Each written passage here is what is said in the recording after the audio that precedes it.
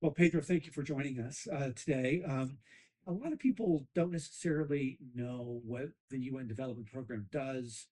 If you had one or two sentences to explain what UNDP does, what are they?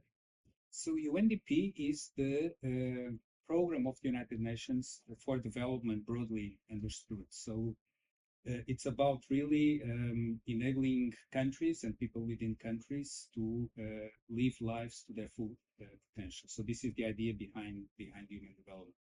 So we do this by focusing on a few areas, contributing to the eradication of poverty, helping countries with the transition towards renewable energy as they make investments to power their economies, to ensure that they do it in ways that take advantage of the transition to renewable energies. We support elections. We support institutions that strengthen democracy, for instance, anti-corruption institutions. And we also work in enabling countries to attract capital. Now, the Human Development Report is a regular publication of UNDP. This year's theme was around breaking the gridlock, reimagining cooperation in a polarized world. Uh, what are the headlines of this year's report? I think the motivation was associated with the fact that for the first time ever, we saw a decline in human development in 2020 and 2020. It's first time ever. First time ever, unprecedented. And the reasons were linked to a large extent to the way in which the world responded to the COVID-19 pandemic. So it seemed that countries were not prepared, internationally we were not prepared, and people suffered as a result. And one of the reasons had to do with the fact that many societies became polarized and divided around what should be done. And were there any specific recommendations in the report that are relevant to this issue of human development? Definitely. One of the most interesting findings of the report is that actually people agree on more than they think they do. So that's encouraging. It is encouraging. So, for instance, when it comes to climate change, which, as I mentioned, is one of the issues around which people are polarized, it's not so much about climate denial. Yeah. We see that less and less. In fact, UNDP just ran a survey recently, and we found that 70% of the global population believes that their decisions are often affected by climate change. So 70% of the people understand, have some connection with climate change. Moreover, we also find that 70% of the global population would be willing to make a personal financial sacrifice to mitigate climate change. So not everybody, but a large majority of the global population is actually committed to mitigate climate change. But here's the kicker.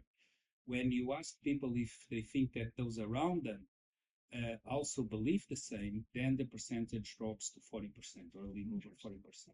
Part of that, I think, is potentially a reflection of the fact that they feel that anything related to climate is controversial, and surely their neighbors would be unwilling to make these types of sacrifices because we're in a very polarized political situation and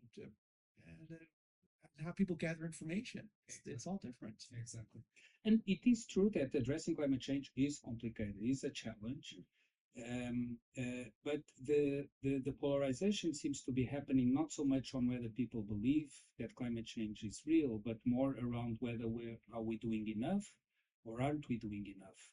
So this seems to be the source of the tension. Well, you mentioned that, and the report mentions that even during the Cold War, there was significant global cooperation. So as we think about our current life in this polarized world, you must see a room for global cooperation moving forward. Absolutely. And I think, first of all, we need to recognize that it's normal, it's human for people to care more about their communities and their countries. I think we all share in that belief and that concern. Countries will need to advance their national self-interest, but that is not incompatible with the idea that they need to find arenas in which they need to cooperate. For example, when it comes to diseases, international diseases that as we saw during the COVID-19 pandemic, move across borders very easily. We need to find ways of cooperating. And that cooperation, instead of being against the national self-interest, is actually something that enhances the self-interest, not of one country, but of all countries. We discussed that the Human Development Report's a regular project.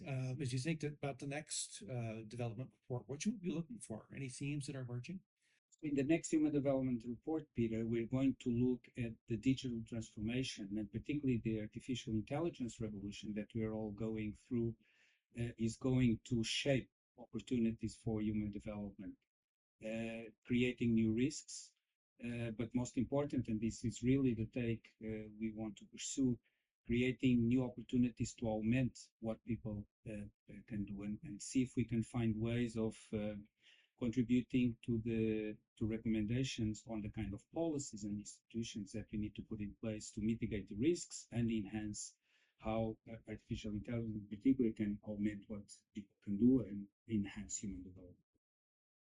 Well, thank you very much for taking time to speak with us today. Thank you to UNDP for its ongoing work. I've had the chance to see it many times in person. I'm constantly impressed by what UNDP does with not a lot of resources, frankly, to really advance development around the world. And thank you for working on this very important human development report. It's a project that we very much support and try to amplify here in the US. So thank you very much. Thank you, Peter. It's been a pleasure.